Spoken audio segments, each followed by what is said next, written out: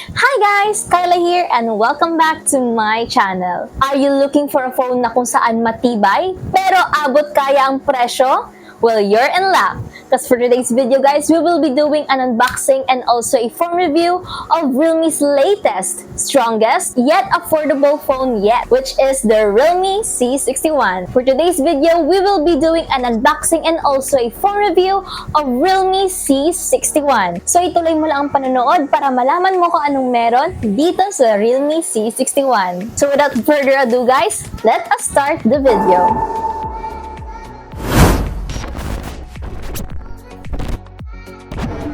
So let us first start with the unboxing.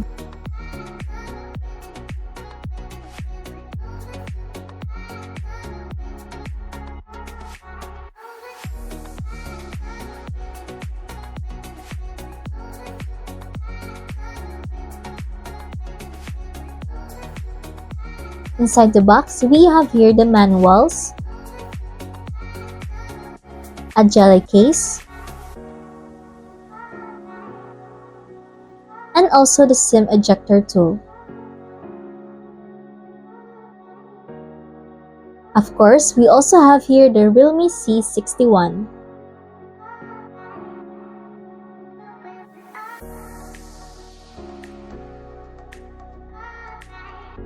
We also have here the 15 watts quick charger, and also a Type-C cable.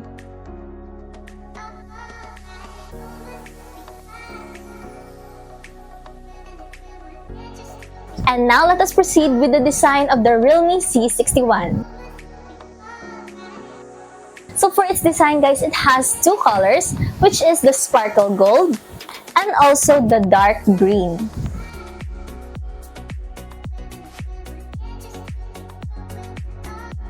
So the color that we have here guys is in the color sparkle gold. For the sparkle gold guys, the Realme C61 captures the classic checkered texture of fabrics with great accuracy. So as you can see guys, parang checkered nga siya na nakikita natin sa mga fabrics. So ayan yung kanyang design guys.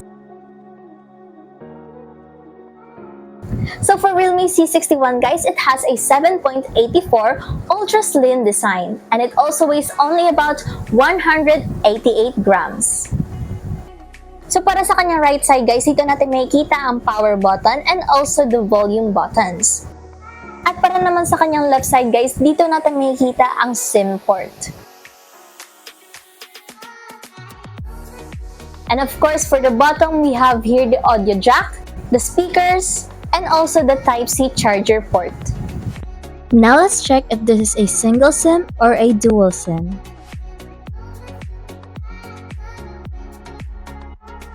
So as you can see here guys, this is a dual SIM and you can also insert a micro SD for extra storage.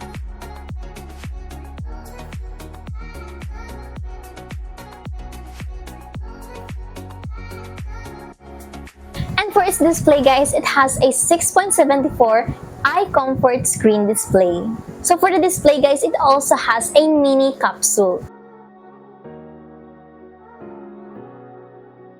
And the Realme C61 also has a 90Hz refresh rate.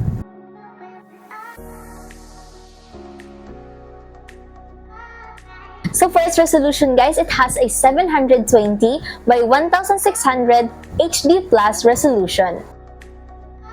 And now let's talk about the performance of the Realme C61. So para naman sa kanyang processor, it has a Unisoc T612 processor.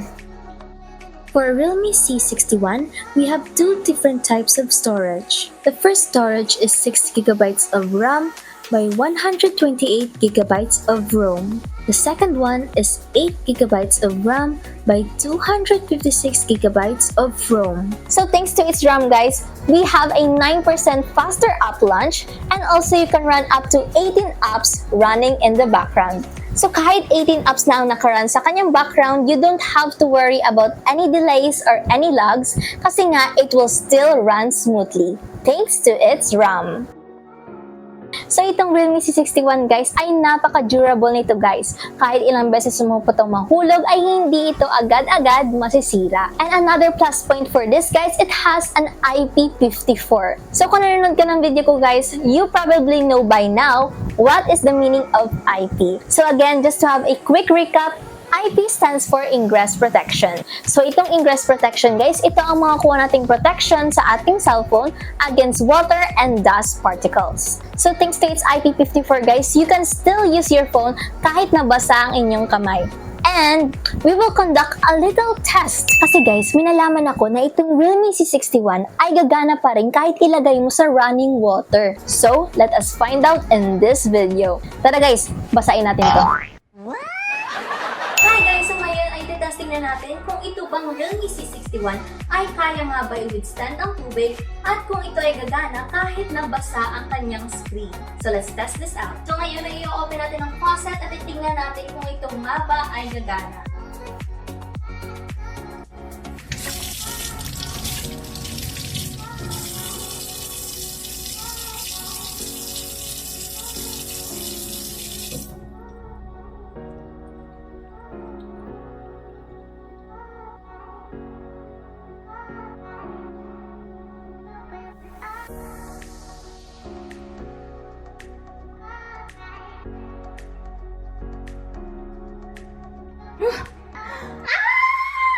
It's such a no! At ayun na nga guys, nakita nyo na kahit ibasa natin ito, ay pwede natin to gamitin. At hindi lang yan ang feature ni Realme C61 guys, dahil meron pa siyang another feature which is the air gesture feature. Perfect na perfect ito if you're watching any TikTok videos kasi you can now scroll up using the air gesture in your hand. So if you want to scroll up, just move your hand upward, and if you want to scroll down, just move your hand downward. In order to use the air gesture app, go to Settings, Special Features, and click the air gesture. So in here, it will ask you to allow the air gesture feature, at para magamit nyo itong feature na to guys, kailangan i-allow natin ito. At once na na-allow nyo na guys, click Agree and Continue. Now scroll down a little bit and you will see the in-app air gestures. So dito i-allow lang natin guys. Just place your hand 20 to 40 centimeters away from the camera, at kapag may nakita na kayong maliit na hand icon, it means that the air gesture feature is now on. So in order to scroll up, just move your hands upward. And in order to scroll down, just move your hand downward. You can also use the air gesture feature to also answer or mute incoming calls. To answer calls, hold the back of your hand 20 to 40 centimeters from the front camera with your fingertips pointed down. In order to mute calls guys, just place your hand 20 to 40 centimeters from the front camera with your fingertips pointed up. Then keep your hand still for 1.5 seconds to mute a call. And last for its performance is its AI boost, na kung saan you can experience a next level of smoothness. Na kung saan we will receive a 5% faster app launch and also a 5% smoother app switching for mainstream apps. Now we will talk about the gaming of Realme C61. And another boost na makukuha natin ay Game Boost, which is very perfect if you are a gamer yourself. So thanks to its Game Boost, we will receive a 5% reduction in lag and also a 10% improvement in frame rate stability. For all the gamers out there, napakaganda nito kasi nga meron na tayong Game Boost na kung saan bibigyan tayo ng 5% reduction in lag and also a 10% improvement in frame rate stability. So dito sa gaming guys, it also has a game space. And now let us move on to the battery of the Realme C61. So para sa kanyang battery guys, it has a 4-year guarantee battery health and it also has a 5,000 mAh battery. At para naman sa kanyang charger guys, it has a 15 watts quick charge. So for Realme C61 guys, provided na ang kanyang charger sa kanyang box. And now lastly, let us talk about the camera of the Realme C61. For the camera guys, let us go to the camera settings. For the camera settings, we will see here the composition lines, level, white balance, and many more options.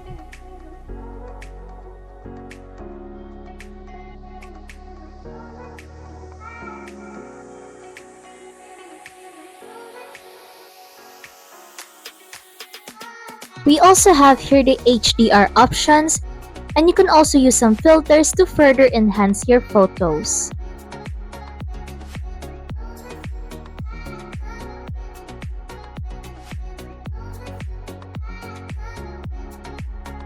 We also have here different sizing for your pictures. At isa sa nagustuhan ko dito guys ay meron siyang image quality na kung saan you can go from normal to fine and up to super fine. And as you can see here, if you explore more on the camera settings, you'll find more options to choose from. So pangkalahatan guys, dito sa Realme C61, meron tayong photo mode, video, night, portrait, 50M, and many more options. Katulad na lamang ng time-lapse, pro, pano, slow-mo, and QR code. So for its camera guys, we have a 50MP AI camera and also a 5MP selfie camera. So for its rear video recording guys, you can take videos in 480p, 720p, up to 1080p by 30 frames per second.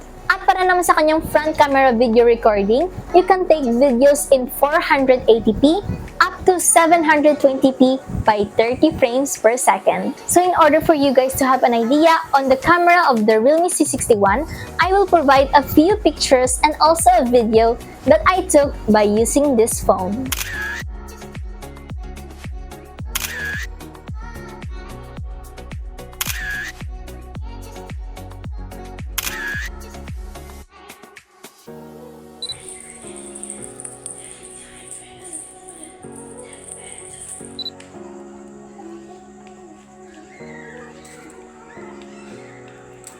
And that is all for today's video guys. So again, kung ikaw ay naghahanap ng matibay pero affordable na phone, mag Realme C61 ka na. And that is all for today's video guys. Thank you very much for watching and don't forget to like, subscribe, and hit the notification bell so you can be notified whenever I upload a new video. So again guys, if you're looking for a strong yet affordable phone, go for Realme C61. Bye guys and see you on the next video. Bye!